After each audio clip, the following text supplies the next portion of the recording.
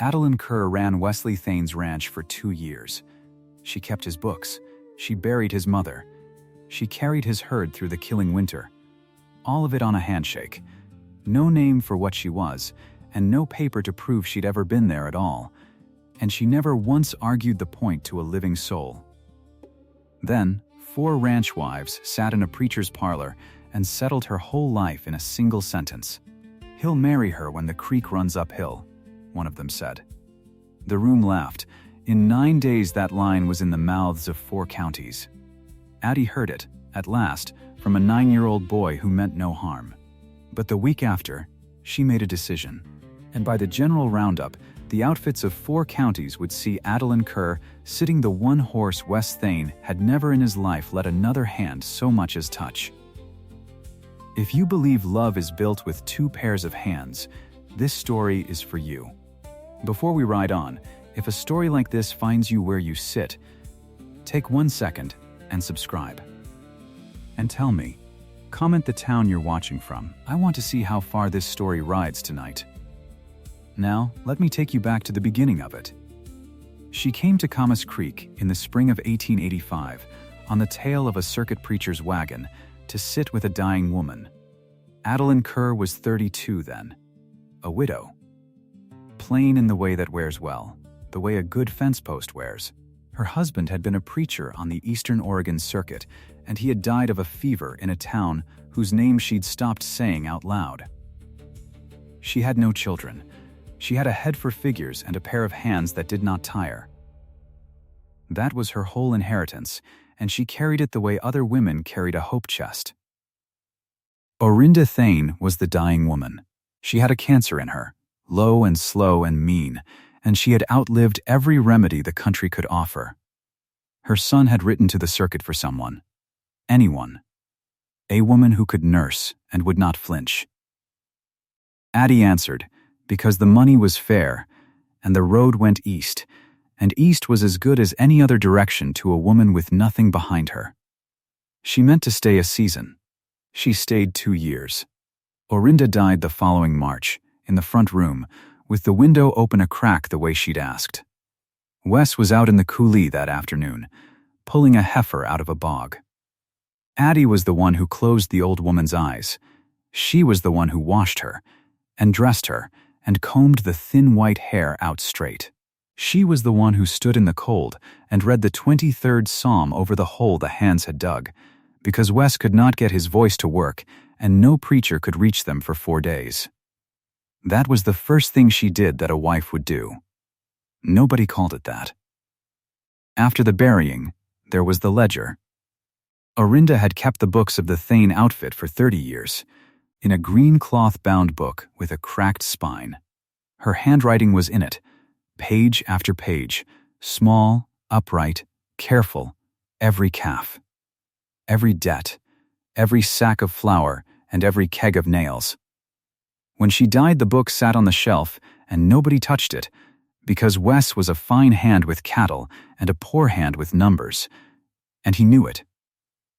Addie took the book down one evening in April. She sat at the kitchen table with a lamp, and she read it front to back the way another woman would read a Bible. Then she turned to the first blank page, and she took up the pen, and she began the next entry in her own hand, right below Orinda's last. She never asked if she could. She just did it. And Wes, coming in from the barn and seeing her there with the lamp and the book, said nothing at all. He hung up his hat. He looked a long moment at the 2 hands of writing on the open page, the dead woman's and the living one's, running together like 2 creeks meeting. Then he said, "There's coffee left, if you want it." And that was the whole of the conversation that made her the keeper of the Thane accounts. That was Wes Thane for you. A good man, a decent man, well thought of from the Malheur to the Sylvies. But a man who would sooner ride into a blizzard than say a true thing out loud about his own heart. You need to understand the 2 of them, so let me draw them plain. Addie ran that house and that outfit the way a captain runs a ship. She knew to the dollar what the place owed and what it was owed. She knew which hand was drinking and which one was homesick. She knew when the flour was getting low 3 days before it got low. She mended, and she cooked, and she doctored, and she wrote the letters Wes couldn't shape. And at night she sat with the green book and the lamp and made the numbers come out true. Wes handled the cattle and the men and the weather, and he handled them well. He was near 40 then, tall, quiet, with a way of standing that made younger men quit their foolishness. He had built the Camas Creek place up from his father's leavings into something the bank respected. He asked little and he said less. When he was pleased with a thing, he'd nod once, slow.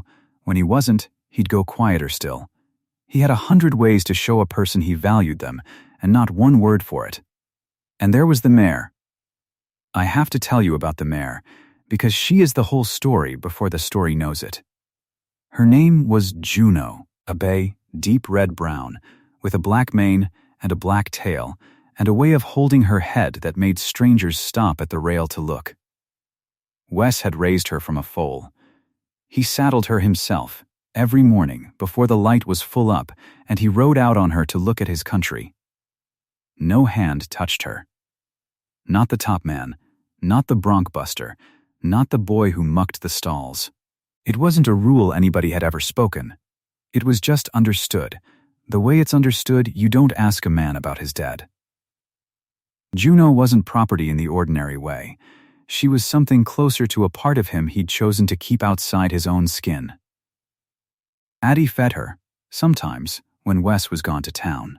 She'd bring an apple and stand at the rail and talk low to the Mare the way you talk to a creature that won't repeat you. But she never rode her.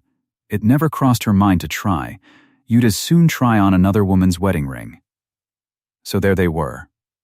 2 people running one place with 4 hands, and neither one of them saying the word that everybody else was starting to say behind their fists. Now, in the fall of that first full year, a shadow came onto the books, and I need you to hold on to it, because it's the string that pulls the whole thing tight. Orinda's dying had cost money. Doctors from burns. Medicines freighted in. And that same season the gather came in poor. A dry summer, thin grass, calves that didn't put on the weight they should. So Wes did what a stockman does. He went to the Malheur Stock and Land Bank, and he signed a note for $1,400 against the outfit. A man named Calder held the paper, not a cruel man, a bank man, which is a different thing. He set the settling for the first day of September, the year following, when the Roundup money would be in. $1,400. The 1st of September. Remember both of those. The night Wes came back from the bank, he told Addie about the note, the way he told her everything, flat, over supper, staring at his plate. She wrote it into the green book that evening. 1,400, due September 1st. Malheur Stock and Land. And as she blotted the ink she said, easy, not thinking, the place carries it fine. It's in good order. Wes said, it's all in my name. You know, the place, the brand, the house, every board. She looked up. And here is the thing you must not miss. She smiled a little, and she said, of course it is. Why would I ever think about that? And she meant it. She truly meant it. It had never once entered her head to think about whose name was on the deed, because she was not doing the work for a name. She was doing it because it needed doing, and she was the one there to do it. That was her whole heart, laid open in one careless sentence. And that was her blind spot, too. She had mistaken doing a wife's work for holding a wife's standing. She thought the doing was the thing. Out there, it never was. Then came the winter. If you know your history of that country, you know the one I mean. The winter of 1886 into 1887. The big die-up, the old-timers called it after, and they said it in the voice you use for a war. It broke the open range for good. It killed cattle across a dozen states by the hundreds of thousands, and it came for Camas Creek like everything else. It started early, and it never let go. Snow in November that didn't melt. Then a thaw, then a freeze on top of it, so the whole country wore a skin of ice a horse couldn't paw through to the grass beneath. The cattle drifted before the storms and piled up dead in the coulees, frozen standing, frozen leaning against the drift fences. You'd find them in the spring in the shapes they died in. 2 of the hands took a fever in December and couldn't work. That left Wes and Addie and 1 old cowboy named Pruitt to do the work of 6. And they did it. 18 hours a day, the both of them, in cold that would take the breath right out of your chest. Addie doctored the sick hands in the bunkhouse with mustard and hot flannel and whatever the green book said Orinda used to use. She hauled feed to the stock they could still reach. She kept the stoves going and the coffee coming, and she did not complain. Not once, because complaining used up heat a body couldn't spare. There was a night in January, the worst of it, when Wes came in near midnight after riding the drift fence, and he sat down at the table, and he didn't take his coat off, and he didn't reach for the food she set down, and he just stared at the wall. And Addie understood, without a word passing, that he was counting. In his head. Counting the dead he'd seen that day, adding them to the dead from the day before. She didn't try to talk him out of it. She didn't say it'll be all right, because it wouldn't be. Not for the cattle.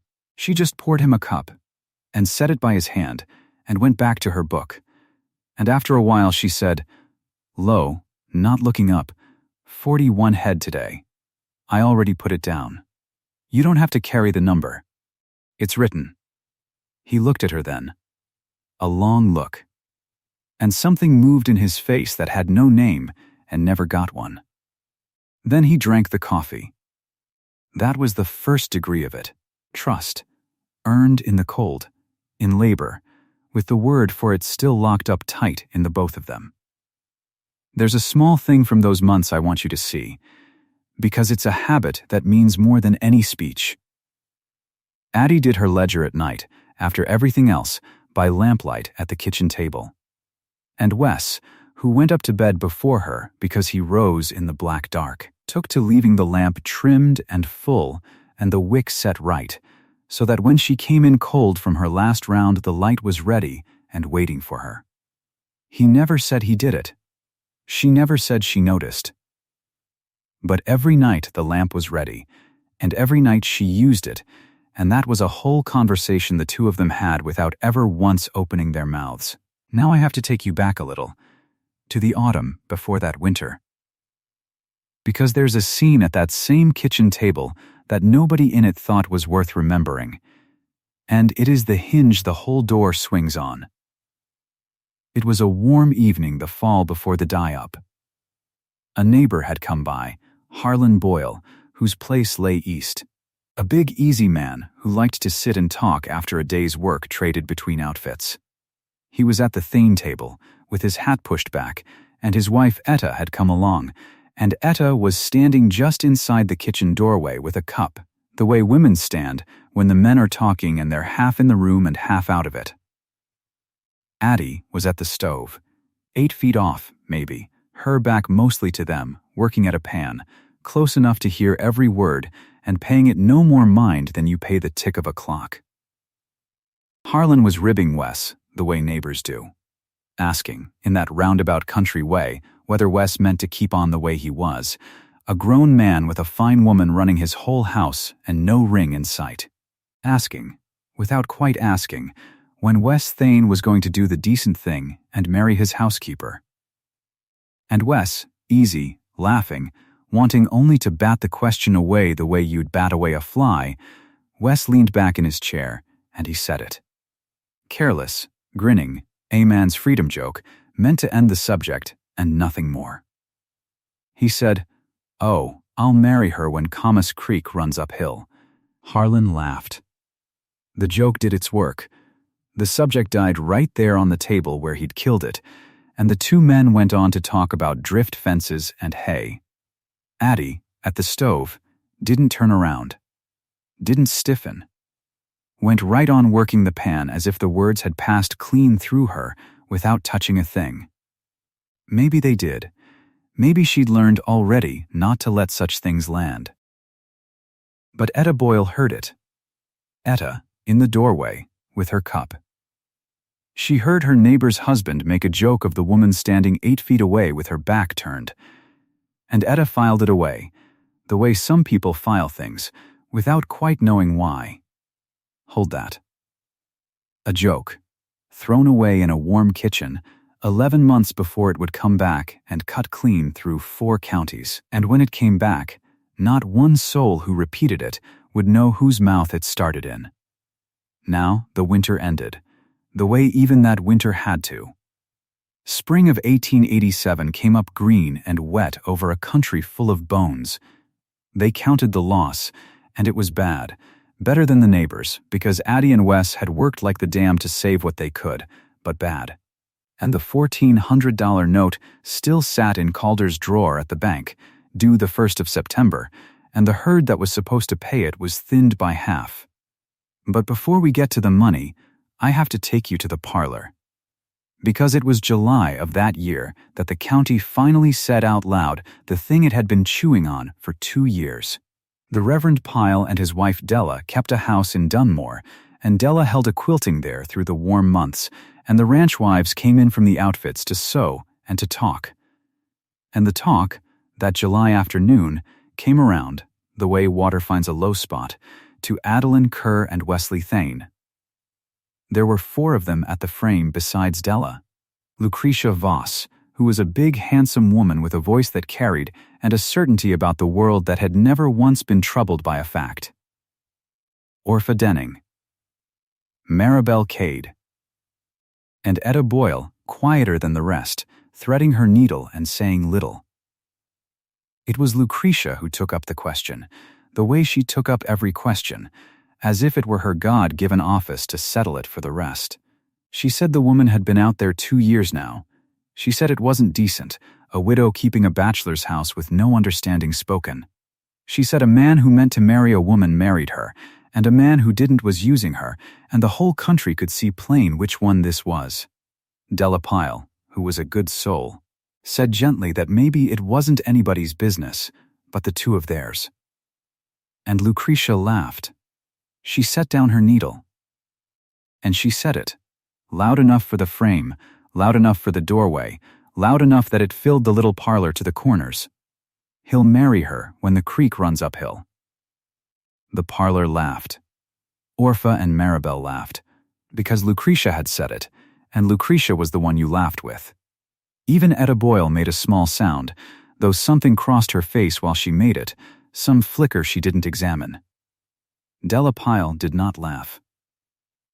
She looked down at the quilt and pushed her needle through and said nothing, and her cheeks went pink, and she was ashamed for reasons she couldn't have named to you if you'd asked.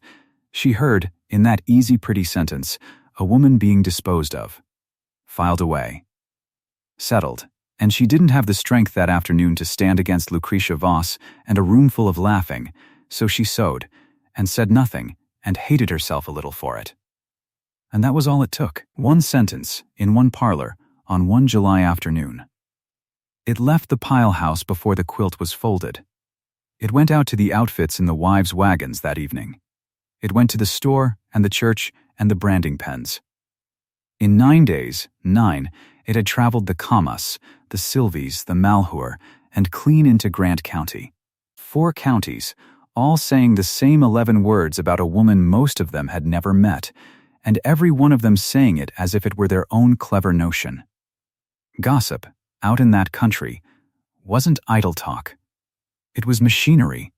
It was the way the county wrote its laws about who a person was and what they were worth, and once the machine had written you down, you stayed written. Addie didn't hear it for 9 days.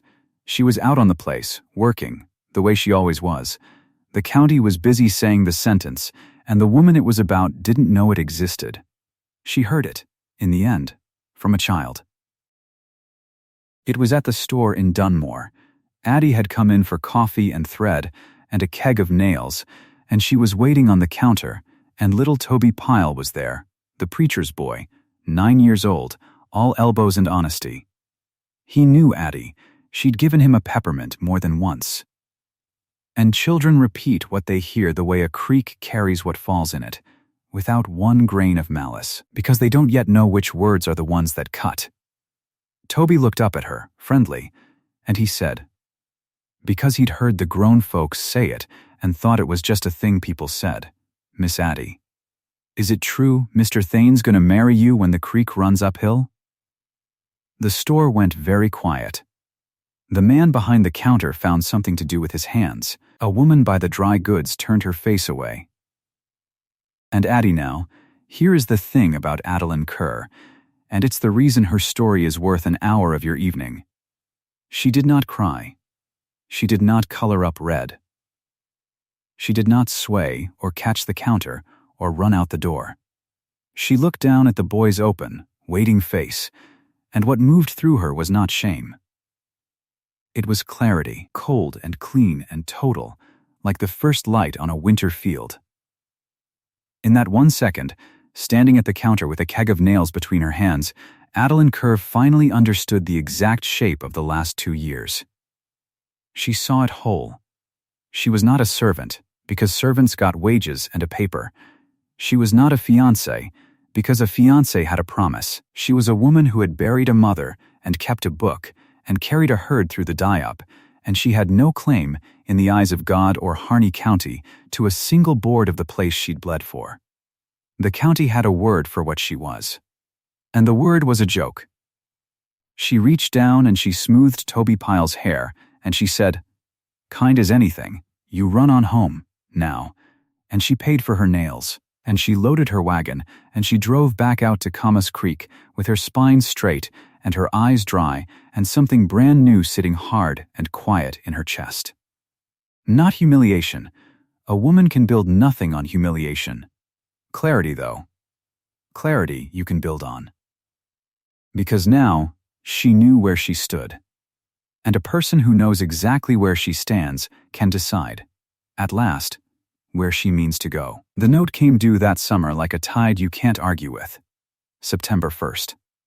$1,400. And the die-up had gutted the herd that was meant to pay it. Wes and old Pruitt and the hands did the sums the way men do them, out loud, at the corral, kicking dirt. Sell the culls, they said. Sell the poor stock, the old cows, the steers that hadn't done well. Scrape the 1,400 together off the bottom of the herd. But when Addie ran it in the green book at night, careful, twice over, it didn't come out. The culls wouldn't bring enough. Not near enough. Sell every poor animal on the place, and you'd still stand 300 short and a September wind at your back. She sat with the book a long time over that, and she saw the thing the men couldn't let themselves see. Don't sell the bottom of the herd. Sell the top. The breeding stock. The good young bulls and the best heifers. The animals that had come through the winter fat and sound, because they were the ones worth saving. The future of the outfit. It was the one thing no stockman wanted to do. Because it was selling tomorrow to pay for today. But it was the only set of numbers that came out true. And a good breeding animal, in the spring after the die-up, with half the West needing to restock, would fetch a price no cull ever would. So Addie went to work with a pen, the way Wes went to work with a rope. She wrote letters. She'd read every stock paper that came through Dunmore, and she remembered names. And she tracked down an outfit called Wren & Sons, down in Nevada, breeders looking to rebuild after their own bad winter. She wrote to them in her small upright hand, Orinda's hand, near enough now, the two of them run together. She named the stock. She named the bloodlines out of the green book. She named a price that was fair and firm. And she waited on the mail, which in that country was a slow and holy thing, and she wrote again, and she negotiated the terms by post, letter after letter, all through July into August, without one wasted word.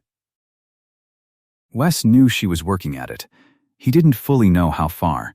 He'd come in nights and find her at the table with the lamp he'd left ready, papers spread, and he'd stand a moment in the door before he went up. There were small things between them all that summer, in that cold-blooded barn and that lamp-lit kitchen. 2 cups set out where there used to be one. A morning she found her coat wasn't enough against the barn's chill, and he took his own off and laid it over her shoulders without a word. and then stepped back quick, like a man who'd touched a stove. A night over the open ledger when her hand and his were near enough on the page that the backs of their fingers all but met, and both of them drew back at once and looked at the numbers and said nothing. Every time, he'd approach and give the small wordless thing and retreat. Every single time. A thing unsaid does no damage, he told himself, if he told himself anything. He was wrong about that. He was so wrong about that. But he didn't know it yet. And Addie, working the letters, feeling the clarity harden slowly into resolve, came one August night to the plainest thought she'd ever had, and she made herself sit still and think it all the way through. If Wes Thane died tomorrow, she would leave this place with a valise. That was all. She had no wages any court would honor, no name on any paper, no board of the house that was hers. 2 years of the best work of her life, and she'd walk out the same road she'd walked in on, with a dead woman's ledger left behind on the shelf. And if he didn't die, if he simply one day took a wife, some proper girl from town with a father and a dowry and a name, it would be the same. The valise, the road, the nothing. She had thought once that the work was the thing. She knew better now. Out here the work was never the thing. The name was the thing, and the paper was the thing, and she had neither, and no amount of buried mothers or frozen winters would ever get them for her. So she stopped waiting to be given. The letter from Wren and Sons came in the last week of August. They agreed. The price held. The bill of sale was drawn, ready for a signature, and the animals shipped, and a bank draft would follow that would clear the whole of the 1,400 with something over. The place would be saved. The note would settle clean by the 1st of September. There was only one thing wanting. A name at the bottom of the bill of sale. The name of someone with the authority to sell the Thane outfit's stock. Addie sat at the kitchen table, with the lamp burning full, and the papers spread, and the pen in her hand. Wes was up in the dark house, asleep, or trying to be. She had not asked him. She had not shown him the letters, or the numbers, or the plan. She had not knelt at his chair and asked leave the way a housekeeper asks leave, the way the county said a woman with no standing ought to ask. She looked a long moment at the 2 hands of writing in the open ledger beside her, the dead mother's and her own, run together like 2 creeks meeting. Then she dipped the pen. And in her own hand, her own name, an authority the law of Harney County said she had not one shred of right to exercise, Adeline Kerr signed the bill of sale that saved Wesley Thane's ranch. She blotted it. She folded it into its envelope. She set it by the door to go out on the morning mail. Then she trimmed the lamp, and she sat in the dark a while, alone in the house that was not hers. And she was not afraid. And she was not sorry. She would tell him in the morning. Not ask. Tell. And out in the black barn, down the hill, a bay mare shifted in her stall and blew soft into the cold. And above the whole quiet place the 1st of September was coming on like a tide, carrying with it a general roundup, 4 counties' worth of eyes, and a sentence about a creek that a woman had finally, quietly, decided to answer with her own 2 hands. In the morning, she told him. He was pulling on his boots by the stove when she came down. She had the envelope in her hand. She set it on the table between them, and she told him what was in it. Plain, the way you'd tell a man the weather. I sold the breeding stock, she said, to Wren and Sons out of Nevada. The draft clears the note whole, with a little over. It goes out on the mail today. Wes looked at the envelope. He did not pick it up. He looked at it a long while, the boot half on his foot, his big hands gone still. You signed it, he said. I did. In whose name? Mine. He nodded slow. He finished the boot.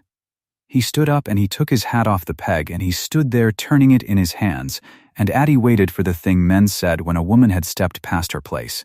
It did not come. Wren's a good outfit, he said finally. You picked right. Then he went out to the barn, and that was all of it. He did not thank her.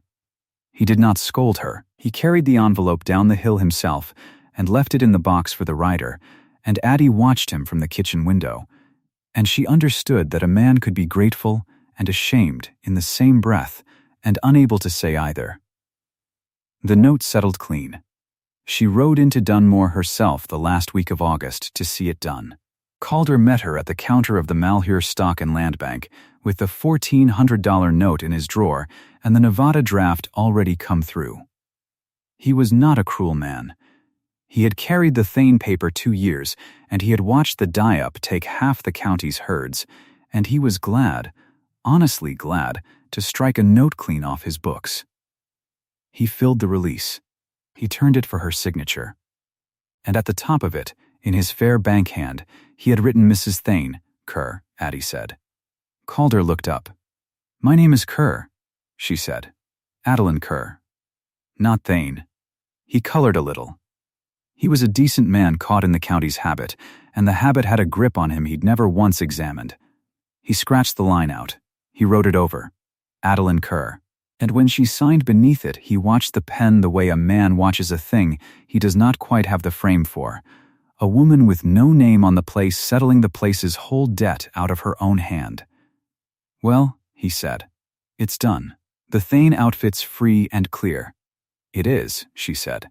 And she took her copy, and she folded it, and she rode home. The truth and the county's language were open enemies now. She had said her own name out loud in the one place in the country where a name is money, and Calder would remember it. Word of a thing like that travels the same roads the Creek line had traveled. She knew that. She did not care. She was past caring in the way a person gets past a fever, not cured of it, just through it, and standing on the far side lighter than before. The general roundup came on the first week of September. 4 counties gathered for it. The outfits pooled their riders and worked the open country south of Dunmore, a great slow churn of dust and cattle and men that ran 9 days and drew every family off every place for 40 miles. It was the one time in the year the whole country stood in the same acre of ground. Whatever the county thought it knew about a person, the roundup was where it looked at that person to check. And the whole country thought it knew what Adeline Kerr was. The morning of the ride, Addie was up at 4. The house was black and cold. She built the stove, and she stood over the little flame in her coat, and up the dark stairs she heard Wes moving, and then his step on the mended rail. And then he was in the kitchen doorway with the lamp. What passed between them in that room, no other soul ever heard. But when the sky went gray, she came out of the barn on Juno. The bay mare. Deep red-brown, black mane, black tail, the one animal on the Thane place that no hand but Wes had ever thrown a leg over. Addie sat her easy in the cold, and the mare stepped out fresh. And Wes stood in the barn door and watched them go and said nothing at all. Juno's hoof came down at the ford and broke the black water white, and Camas Creek ran on downhill the way it had run since before there was a county to name it, and the woman on the horse crossed it and rode toward the roundup ground in the first light. She was not there 10 minutes before the ground went quiet. It went quiet the way the Piles parlor had gone quiet, only there were 200 people to do it instead of 5. A man saw her first at the edge of the gather and stopped his horse. Then, the man beside him. Then the word ran back through the outfits without a single voice raised, the way a wind lays a whole field of grass over at once. That's the Thane housekeeper. And by God, she's up on Thane's mare. Every hand in 4 counties knew what that horse was. You didn't have to be told. A stockman's top mare is not a thing he lends. It is not property in the ordinary way. It is the animal he saddles at dawn and no one else touches, and the whole country understood, without one word of explanation, that a woman does not sit that horse at a general roundup by accident. It is a statement. It is a thing said out loud in a language older than the county, and once it is said it cannot be taken back, not by her, not by him, not by anybody. Addie knew that too. That was why she had done it. She held the mare still at the edge of the ground, and she let them look. She did not smile, and she did not flinch. She sat the horse the way she had run the books, plain and square, and she waited for the country to finish reading the sentence she had written across the whole Roundup in the only ink it could not argue with. And then Lucretia Voss said the worst thing. She said it loud. She meant it to carry. And it carried, out over the wagons and the fires and the standing horses, in a voice pitched to reach the back of a full parlor. "The creeks run uphill then," Lucretia said, and a few of the nearer hands laughed the way people laugh when they're afraid not to. "Well, a woman only sits a man's best horse for one of two reasons.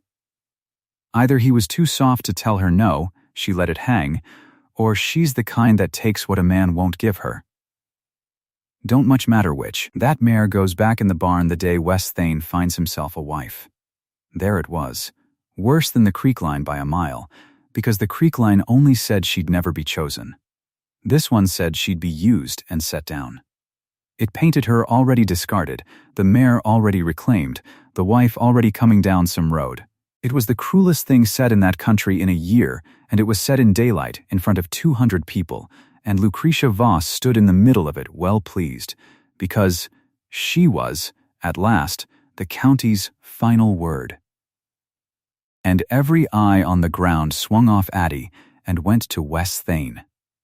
He had ridden in behind her. He sat his other horse 40 feet off, hat down, and the whole Roundup turned and looked at him and waited for him to say the one thing that would end it. 4 words would have done it. "That's my wife's horse." Or, "I put her on it." Or just her name, said hard, in front of them. Any man there would have understood any of those. That was what the country was waiting for. That was what a man does. Wes Thane opened his mouth. And nothing came out of it. He sat there.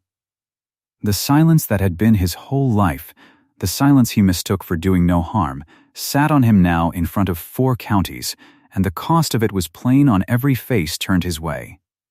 He could not say it. Not because he did not feel it. Because he had never once in his life said the thing he felt out loud. And the one morning it would have saved her, he found the words were not in him. They had never been in him. He had let them wither for 41 years, and now the well was dry. Addie watched him fail. She had known, some part of her, that he would. That was the other reason she had put herself on the horse, and not waited to be put there. She was done waiting on that man's mouth. She had waited 2 years for it. She did not perform. She did not turn to the crowd and defend herself, and she surely did not sit there and let his silence hang around her neck like a verdict. She gathered the reins. She turned the mare. And Adeline Kerr rode Juno out of that Roundup at a walk, back straight, chin level, past 200 people who did not make a sound. And she did not hurry the horse, and she did not look back at Wes Thane one time. She did not go home that night. She stayed with the Piles. Della took her in without a question, which was Della's decency, and put her in the boy Toby's room, and Addie lay awake in a preacher's house and listened to a clock she did not own and felt, under the grief, the strange, clean floor of a person who has finally stopped hoping for a thing and can put her weight down. It was Etta Boyle who pulled the thread loose. She came to the Piles the next afternoon. She had that half-sick look people get when a thing they helped carry has landed heavier than they ever meant. She sat with Addie on the porch, and she could not hold still. And after a while she said the thing she'd come to say, sideways, the way she'd probably practiced. "That creek line," Etta said. "Lucretia didn't make it up. You know that." "I never thought she did," Addie said. "It come from," Etta stopped. She twisted her hands. "It come through me, Addie. I'm the one carried it out. I never should have, and I've sat with that. But I want you to know where I heard it. So you'll know it ain't a thing the wives dreamed up about you out of nothing." "Where?" Addie said. "In your kitchen," Etta said. Near a year back. Harlan was at the table. Wes was pouring coffee, easy, joking the way men do, and Harlan needled him about you keeping his house, and Wes laughed and he said it. Said he'd marry you when Camas Creek ran uphill. I was in the doorway. You were at the stove, 8 feet off. It wasn't meant for you. It wasn't hardly meant for anybody. It was a man's fool joke, and it died in the room. Only I, her voice cracked, only I carried it out. And it didn't die. Addie sat very still. 11 months. The stove. Harlan at the table. She could see it now, whole. The way you suddenly see a word you've been staring at. She had been at that stove.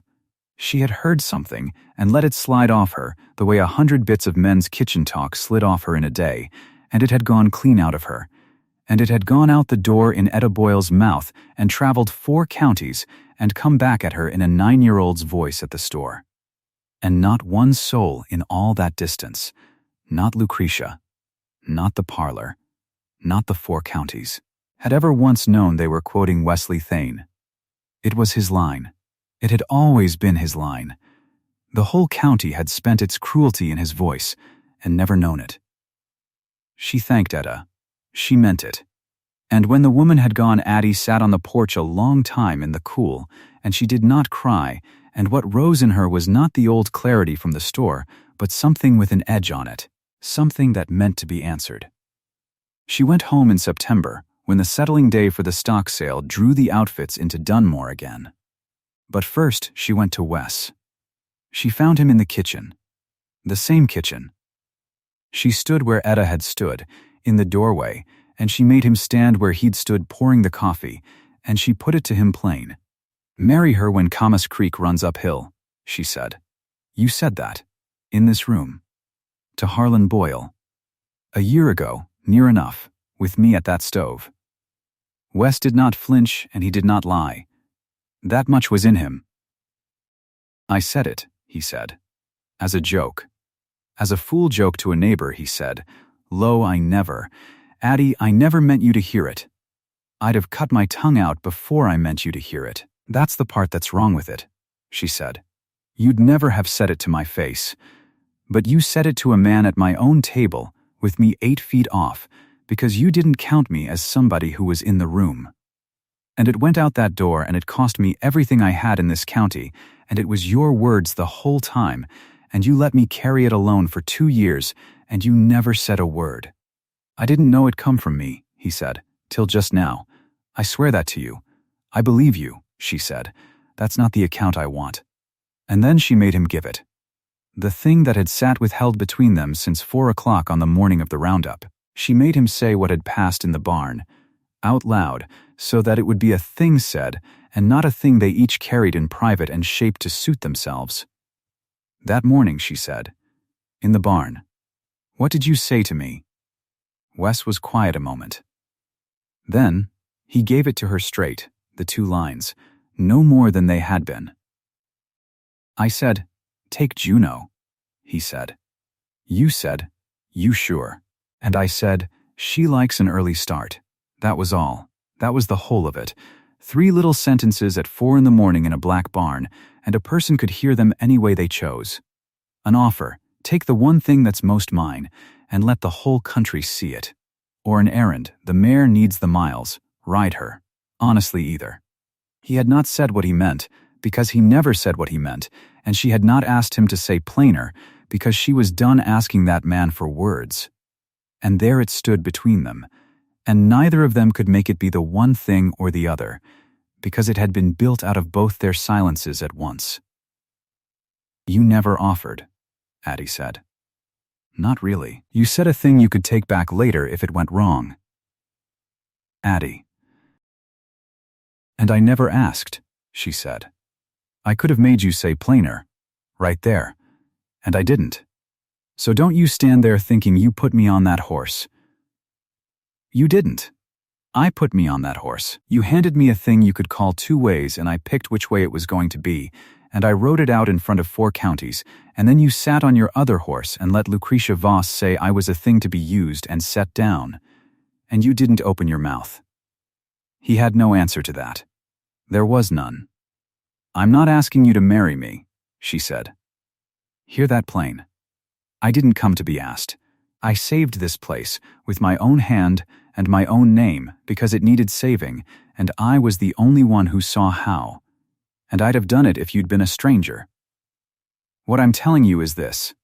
You said a thing about me in your own voice, and it near ruined me, and the only account that squares it is you saying the true thing in that same voice, out loud, where the same people can hear it. Not to me. In this kitchen doesn't count, where they heard the lie."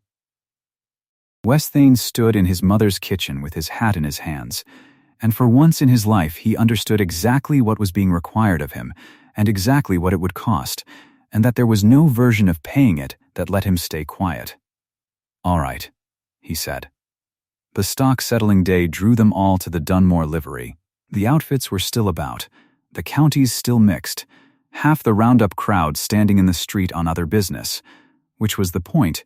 Wes had chosen the day on purpose, and Addie had let him, because an account paid where it can't be heard is not paid at all. He led Juno up the street himself. On a lead.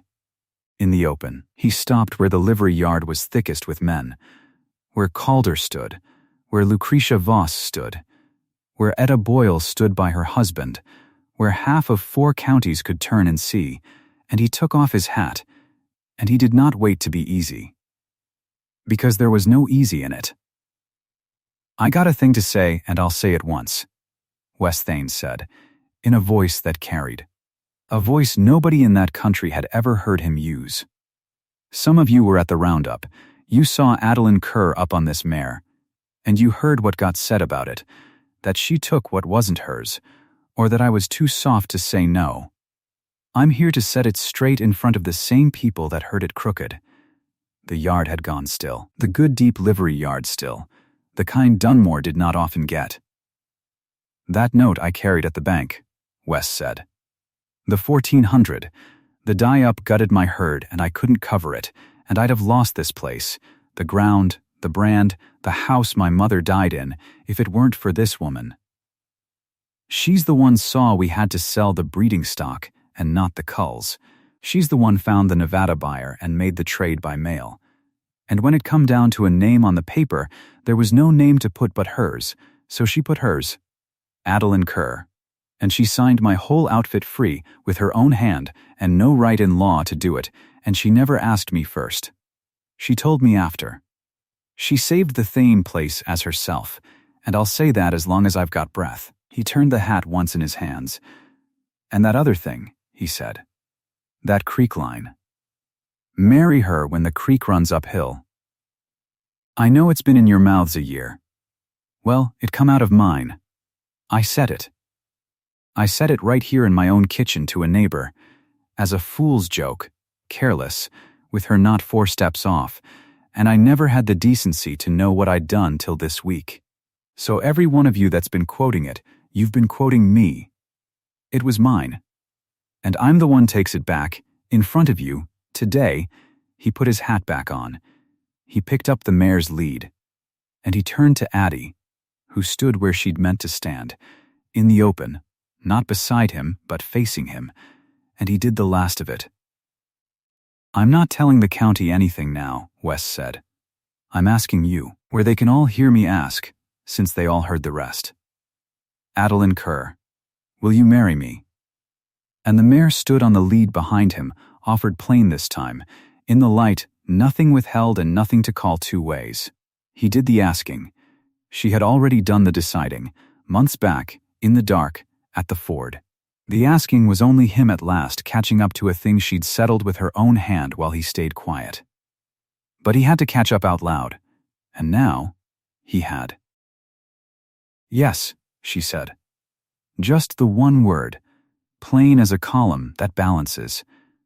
Then she turned, and she looked at the 4 wives, because there was one account left to square, and it was theirs. Lucretia Voss stood there and said nothing at all. The woman who had never once in her life asked where a phrase came from before she carried it, she had no word left, because her final word had just been handed back to her with the sender's name on it. Etta Boyle could not lift her eyes off the ground. She had leaked it, and she had also pulled the thread that undid it, and both of those sat on her at once. Della Pyle, off to the side, was quietly glad and did not hide it. Orpha Denning and Maribel Cade stood close together, doing the arithmetic every gossip has to do sooner or later, adding up a story they had carried 9 days and finding it had never once totaled the way they'd told it. Addie did not give them much. She had spent enough on them. "You quoted him 9 days," she said, "and wrote it 4 counties, and not one of you ever asked if he'd take it back." She let that sit. "I did," she said. And that was all she said to them, ever. She was done with them in one line, the way you close a book that has finished being useful. They were married in November, in the Pyles' parlor. It was the same room the phrase had been born in, and Della offered it on purpose, and Addie took it on purpose. And neither of them said why out loud, because it didn't need saying. The circuit preacher did it small. There were not 20 people. It was, both of them would have told you, not the point. The point had been settled in a livery yard in September, and, before that, on a mare at a ford in the dark. The parlor was only the county writing down a thing that was already true. The house on Camas Creek went on the way she'd made it. The lamp still stood on the kitchen table, and Wes still trimmed it and filled it of a night, only now it burned for the two of them over the same book. The green cloth book with the cracked spine sat on the shelf where Orinda had kept it 30 years, and the hand in it now was all Addie's, and on the flyleaf it said A. Thane under the older A. Kerr, the two names run down the page like two creeks that had finally met and gone on as one water. The stair rail Wes had mended held. There were 2 cups by the basin, always, and nobody had to think about it anymore. And Camas Creek ran on downhill, the way it always had, the way it always would. That was the thing the whole county had gotten backwards. The creek was never going to run uphill, and it didn't have to. The impossible condition was never the water. It was who a country would let itself see standing at the front of a man's outfit, whose hand it would allow on the brand, whose name it would let settle a note, whose seat it would abide on the best mare at a general roundup. That was the thing that couldn't happen, right up until a woman decided it would, and made the country watch her do it. So here at the end are 2 women, and you can choose which one the story is about. There's the woman who does the work and keeps the house and buries the mother and carries the herd through the killing winter, and then waits, quiet, patient, folded small, for a man to find his voice and choose her. She may wait a long time. She may wait her whole life. Some of them do. And there's the other one. The other one saved the place with her own name when the law said she had none. The other one sat the horse he never loaned and let 4 counties read what it meant. The other one made the man account, out loud, in daylight, for the careless word he'd spilled in his own kitchen. She did not wait to be chosen. She changed what could be seen, and then she let herself be chosen too. Chosen and choosing, both at once, which is the only kind worth having.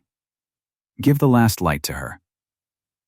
Adeline Thane, at first light on a cold morning, riding Juno down to the ford and across, the black water breaking white under the mare's feet, the horse hers now by the one title that ever really settled anything in that country. Not a paper. Not a preacher. The whole county had watched, and that was the deed. The creek ran downhill under her, plain and ordinary, the way it was always going to. She'd never needed it to do anything else. Comment the town you're watching from. I'd like to know how far this one rode.